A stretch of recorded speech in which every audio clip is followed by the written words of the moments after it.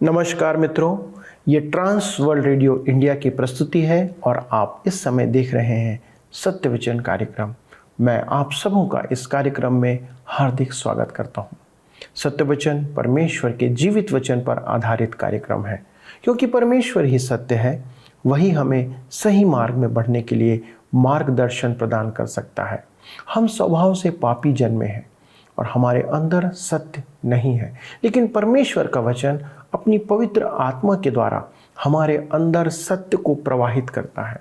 मनुष्य अर्थात हम और आप परमेश्वर की सर्वोत्तम सृष्टि हैं, पर हमारे स्वाभाविक मार्ग धर्म के या कहें सत्य के नहीं हैं। हम परमेश्वर के मार्ग में चलने का प्रयत्न करते हैं, लेकिन हम सिद्धता को अपने आप से कभी भी प्राप्त नहीं कर सकते जब तक कोई हमारी सहायता ना करे।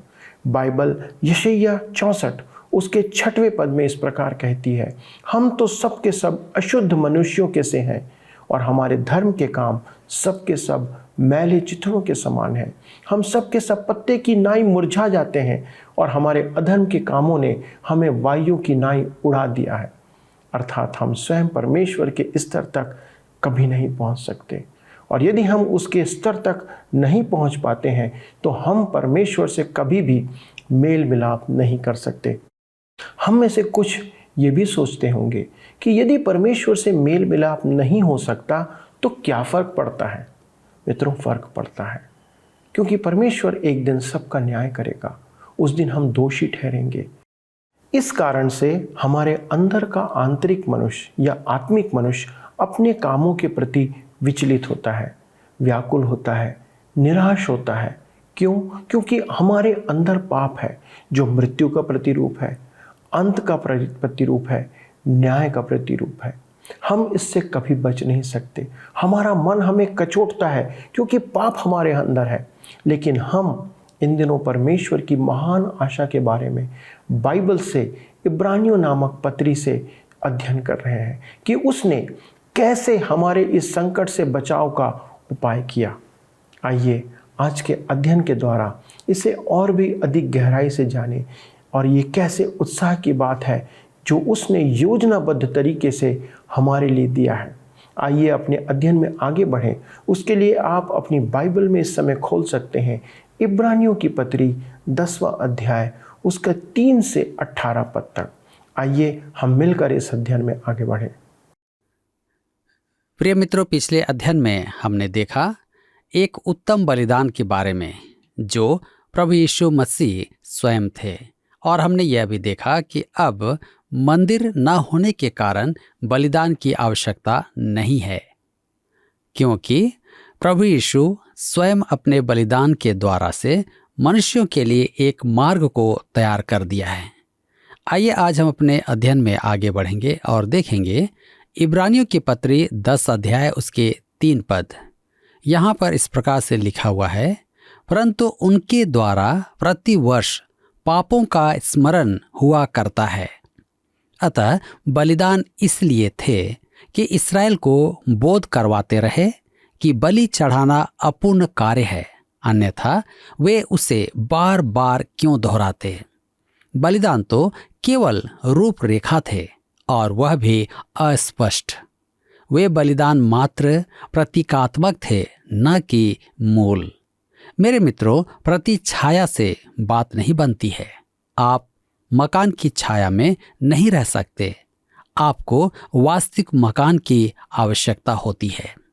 यदि बलिदानों का अर्थ सिद्ध हो जाता तो फिर बलिदान रुक जाते। जैसे एक रोगी जब चंगा हो जाए तो उसे दवाइयों की आवश्यकता नहीं होती है। यदि वह दवाइयाँ खा रहा है तो इसका अर्थ है कि वह अब भी रोगी है। इसी प्रकार यदि मनुष्य बार बार बलि चढ़ाता है तो इसका अर्थ है कि उसे पाप मुक्ति नहीं प्राप्त हुई है। वे प्रति वर्ष प्रायश्चित दिवस मनाते थे। इसका अर्थ क्या है? यीशु ने इस समस्या का समाधान कर दिया जब उसने गुलगुथा पर पुकारा, पूरा हुआ। अब बलिदान की आवश्यकता नहीं है। लेखक कहेगा कि आज बलि चढ़ाने का अर्थ है प्रभु यीशु के लहू को पांव तले रौंदना। इब्रानियों की पत्री 10 अध्याय उसके 4 पद में आगे लिखा है, क्योंकि यह अनहोना है कि बैलों और बकरों का लहू पापों को दूर करे। यूहन्ना कहता है कि प्रभु यीशु परमेश्वर का मेमना है जो जगत के पाप उठाकर ले जाता है। यूहन्ना 1 अध्याय उसके 29 पद में देखते हैं, पशु बलि मनुष्य के पाप को प्रभु के आने तक ढक कर रखती थी कि वह आकर पापों को उठा ले जाए। अब देखिए, यह एक महान गद्यांश है। इब्रानियों की पत्री 10 अध्याय उसके 5 से 10 पद में लिखा है, इसी कारण वह जगत में आते समय कहता है, बलिदान और भेंट तूने न चाही, पर मेरे लिए एक देह तैयार की। होम बलियों और पाप बलियों से तू प्रसन्न नहीं हुआ। तब मैंने कहा, देख मैं आ गया हूँ। पवित्र शास्त्र में मेरे विषय में लिखा हुआ है, ताकि हे परमेश्वर तेरी इच्छा पूरी करूं। ऊपर तो वह कहता है, न तूने बलिदान और भेंट और होम बलियों और पाप बलियों को चाहा और न उनसे प्रसन्न हुआ, यद्यपि ये बलिदान तो व्यवस्था के अनुसार चढ़ाए जाते हैं। फिर यह भी कहता है, देख मैं आ गया हूँ, ताकि तेरी इच्छा पूरी करूं। अतः वह पहले को उठा देता है ताकि दूसरे को नियुक्त करे। उसी इच्छा से हम यीशु मसीह की देह के एक ही बार बलिदान चढ़ाए जाने के द्वारा पवित्र किए गए हैं।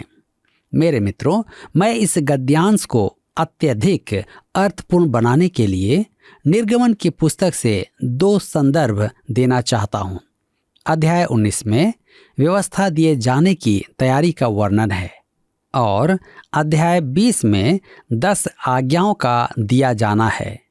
इसके बाद परमेश्वर बलि चढ़ाने के अनुग्रहकारी निर्देश देता है, जिसमें व्यवस्था के साथ वेदी का भी उल्लेख किया गया है। तदुपरांत अध्याय 21 में बड़ी ही असंगत बात आती है, जो बाइबल का एक अति उत्तम संदर्भ है। व्यवस्था देने के बाद परमेश्वर मूसा से कहता है। आइए हम पढ़ते हैं निर्गमन की पुस्तक 21 अध्याय 1 से 6 पद। यहाँ पर लिखा है, फिर जो नियम तुझे उनको समझाने हैं वे ये हैं, जब तुम कोई इब्री दास मोल लो, तब वह 6 वर्ष तक सेवा करता रहे और 7वें वर्ष स्वतंत्र होकर सेंत मेंत चला जाए।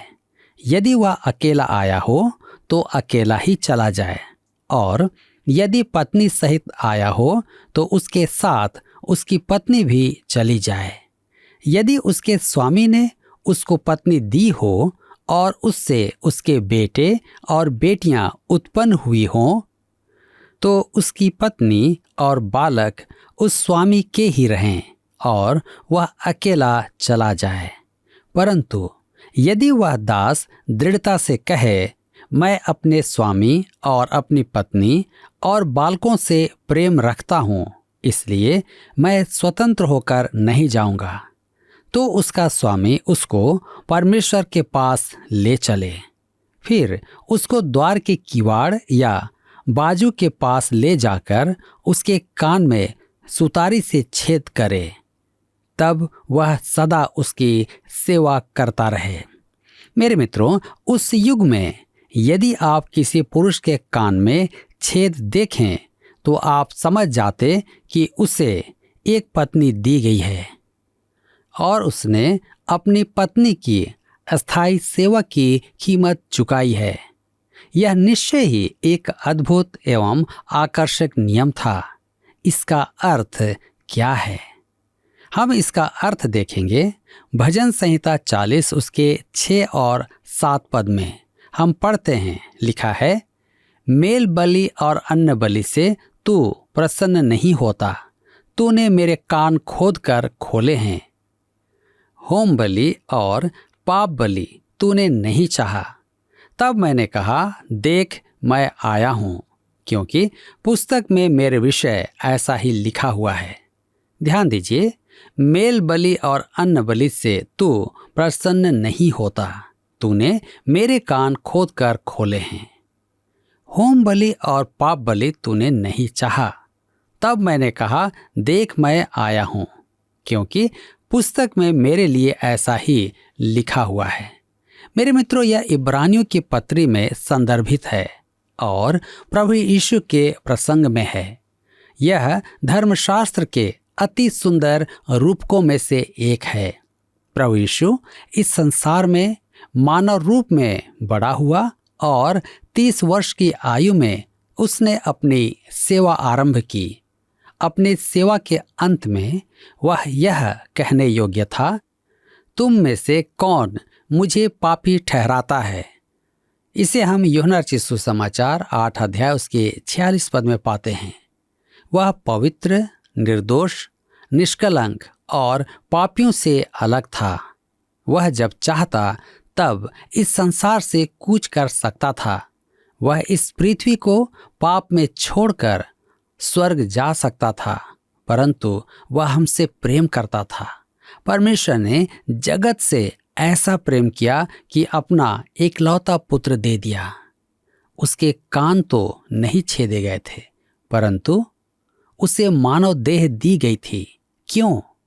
क्रूस पर जान देने के लिए। इब्रानियों की पत्री 10 अध्याय उसके 10 पद में लिखा है, उसी इच्छा से हम यीशु मसीह की देह के एक ही बार बलिदान चढ़ाए जाने के द्वारा पवित्र किए गए हैं। जिस प्रकार व्यवस्था में एक दास अपने स्वामी का आजीवन दास बन सकता था कि अपनी पत्नी के साथ रहे, उसी प्रकार प्रभु यीशु को भी एक दुल्हन दी गई है, जिसे हम कलीसिया कह सकते हैं। यूहन्ना रचित सुसमाचार 17 अध्याय उसके 9 पद में प्रभु यीशु अपने पिता से प्रार्थना करता है और कहता है कि वे उसके हैं और परमेश्वर ने उन्हें उसे दिया है।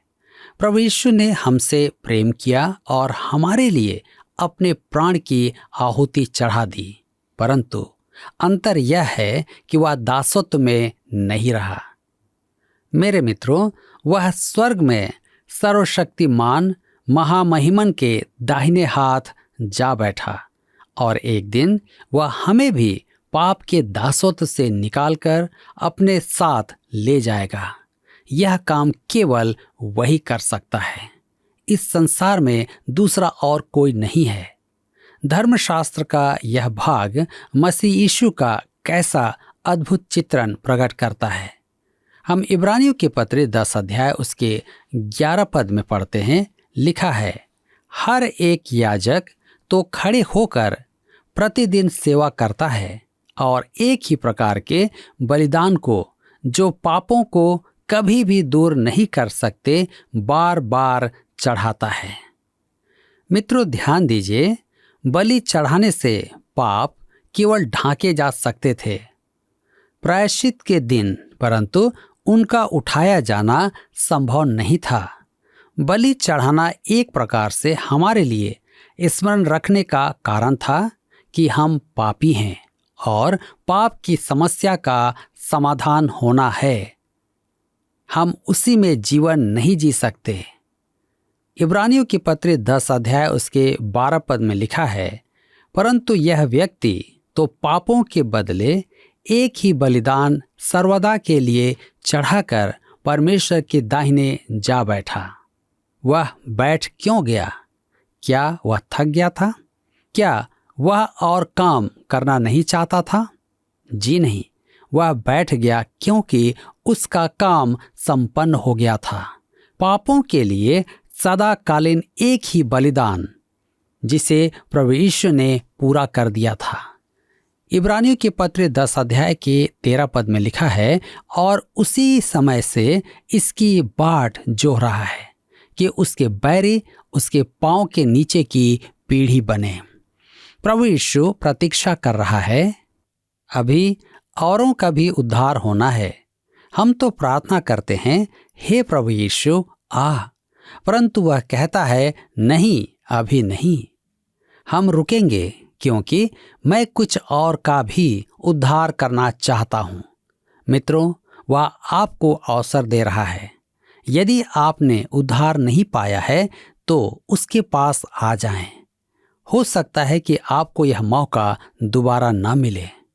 भजन संहिता 110 उसके 1 में लिखा है, मेरे प्रभु से यहोवा की वाणी यह है, तू मेरे दाहिने हाथ बैठ, जब तक कि मैं तेरे शत्रुओं को तेरे चरणों की चौकी न कर दूं। यह प्रभु यीशु के पृथ्वी पर पुनः आगमन के संदर्भ में है, परंतु इस बीच वह मानव जाति में से और मनुष्यों के उद्धार पाने की बाट जो रहा है, ताकि प्रत्येक मनुष्य उद्धार को प्राप्त करे।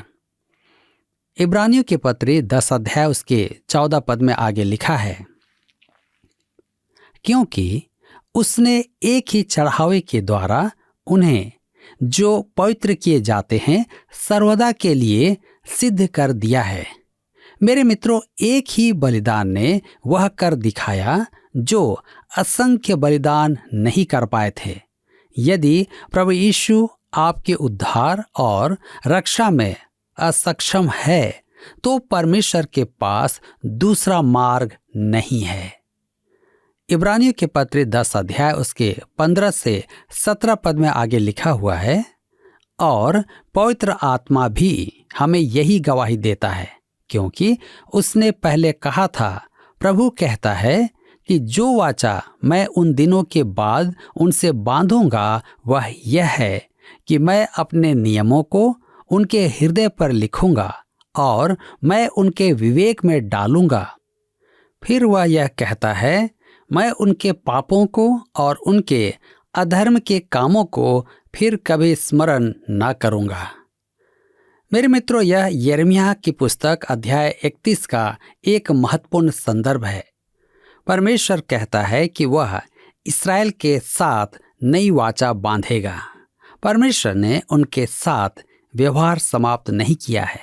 यदि आप बाइबल पढ़ें तो आप समझ जाएंगे।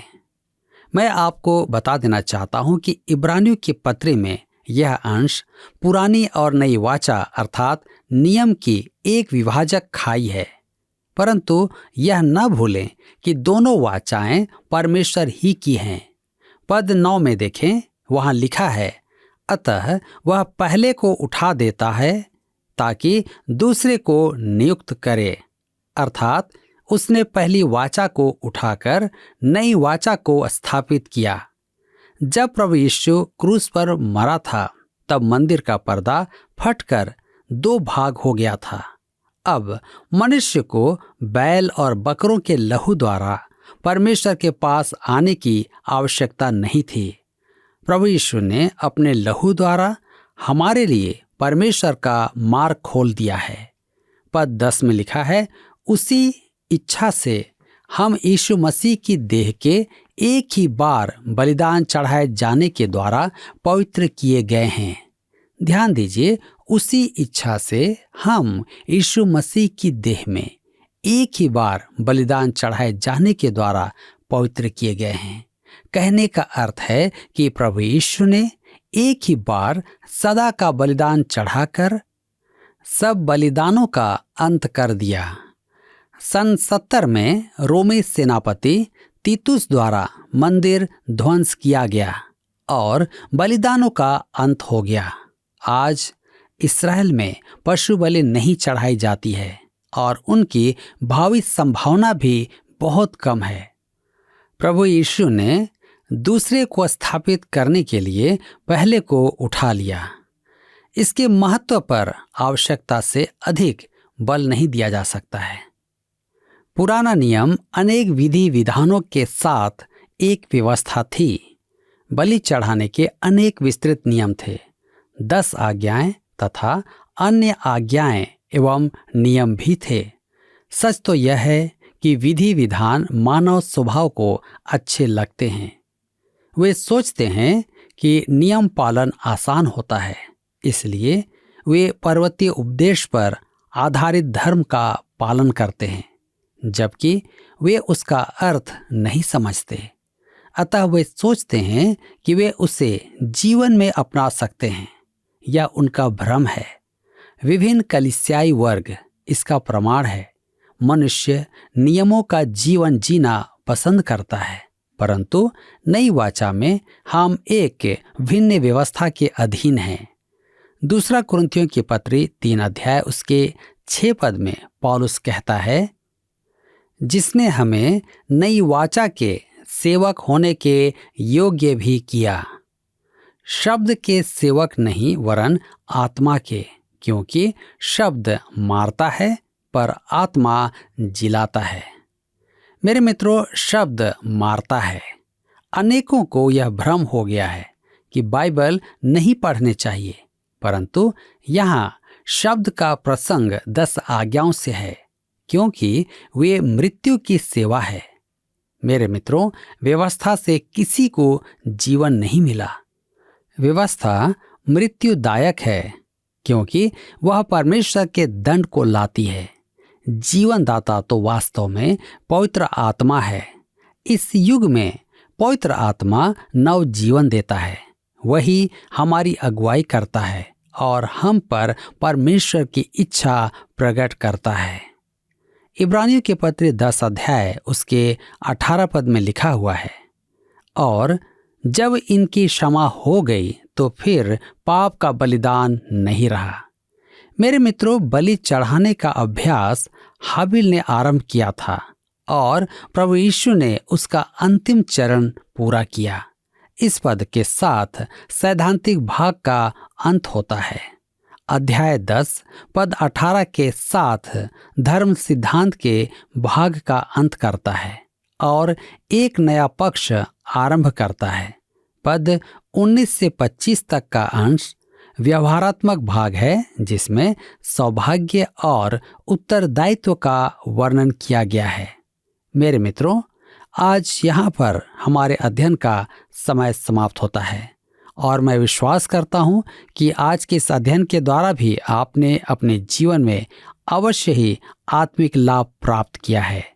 प्रभु इस वचन के द्वारा आप सबको बहुतायत से आशीष दे। पिछले प्रश्न का उत्तर है डी, स्वर्ग। वचन के अनुसार आज वास्तविक तंबू स्वर्ग में परमेश्वर के सामने है। आज का प्रश्न है, निर्गमन की पुस्तक में परमेश्वर ने बलिदान चढ़ाने का निर्देश व्यवस्था और 10 आज्ञा के खाली स्थान दिया। ए पहले, बी बाद, सी साथ में। मित्रों, इस प्रश्न का उत्तर हमें कल सुबह 6 बजे से पहले विकल्प ए, बी, सी या डी के साथ अपना नाम, पता, स्थान के साथ 9651433397 पर एसएमएस या व्हाट्सएप करें। सभी विजेताओं को विशेष पुरस्कार प्रदान की जाएगी। धन्यवाद। क्या आपको यह कार्यक्रम पसंद आया? अभी हमें एक मिस कॉल करें और आप अगले विजेता हो सकते हैं।